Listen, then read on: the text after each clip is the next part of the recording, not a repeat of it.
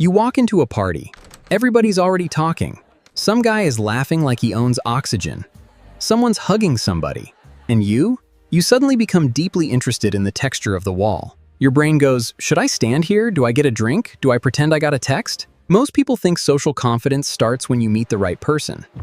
Wrong. That's exactly why people end up alone in corners holding a cup. The real trick is something way simpler. By the end of this video, you will know the exact sequence to walk into a room where you know nobody and leave feeling like you belong there. Also, one tiny thing you absolutely should not do at parties. It instantly murders your social energy. We'll get to that later. When you enter a room, your brain immediately starts doing something stupid. It starts scanning for, who's the coolest person here? Who would I most like to meet? Who looks impressive? Huge mistake. Because now you're not socializing anymore. Now you're casting actors for a Netflix series in your head. And while you're overthinking, everyone else is already talking. Your first mission is not to find the perfect person. Your first mission is to warm up socially. That's it. So use what I call the easy target method. Look for the easiest possible person to talk to. Usually someone standing alone, someone getting food, someone looking around the room. Or somebody who also looks slightly socially homeless. Those people are gold, because your goal at the beginning is momentum, not perfection. Think of socializing like pushing a shopping cart with one broken wheel. At first, it's awkward and stiff. But once it starts moving, easy. I learned this the hard way. I once went to a birthday party where I knew literally one person. And after 10 minutes of pretending to look busy, I somehow became emotionally attached to the snack table. I was basically in a relationship with tortilla chips. Then finally, I talked to one random guy standing alone near the kitchen. Not because I thought, wow, future best friend? No, because he looked easy to talk to. That one conversation led to another, then another. And 2 hours later, I knew half the party. That's how it works. You don't need the perfect opening. You need movement. And the next thing makes that movement way easier.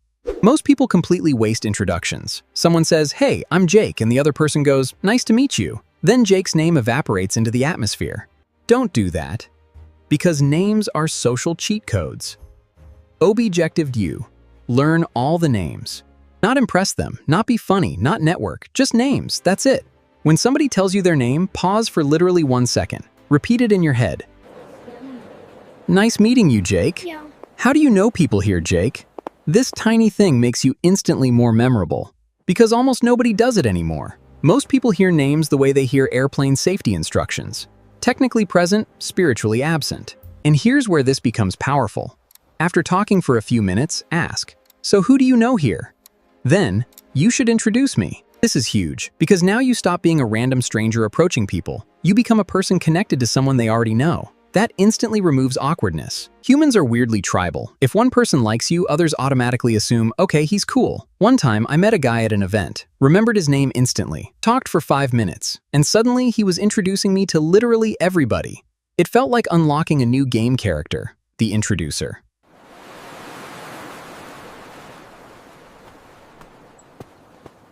Stop hunting for your people. This kills social momentum. People enter a room and think, I only want to talk to people I really vibe with. Cool, now you're standing alone waiting for destiny. That's not socializing. That's romanticizing isolation. Instead, get interested in everybody. Even if they're not your type socially. Why? Because socially skilled people don't treat conversations like job interviews. They treat them like exploration. And weirdly enough, the people you least expect often lead you to the people you actually connect with. I've had conversations where I thought, this is going nowhere. Then 20 minutes later, that person introduced me to someone who became an actual close friend. Socializing is messy and indirect. It's not a sniper rifle. It's more like throwing spaghetti at a wall and seeing which noodle changes your life. Also, being curious makes you attractive socially. People love feeling interesting. So instead of thinking, do I like them? Try, what's interesting about them? Everybody has something. A weird hobby, a funny story, a bizarre opinion about oat milk. Something. And if you can learn to enjoy talking to almost anybody, you will never feel socially isolated again. Now, there's another thing socially successful people do that sounds small but completely changes how quickly people accept you. Want to play? Yes. Want to go outside? Will you help? Splash. Help.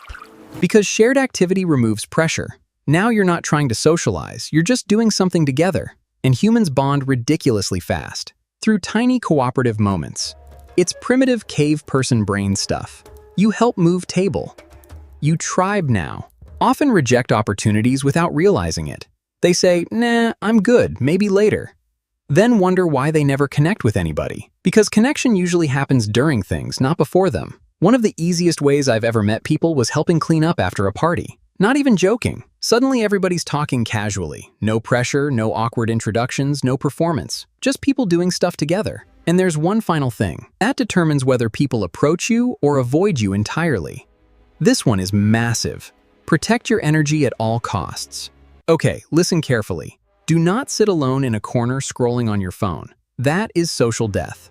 The moment you pull out your phone, you basically put up a giant sign saying, "Don't talk to me, leave me alone." And the worst part? Your energy collapses instantly.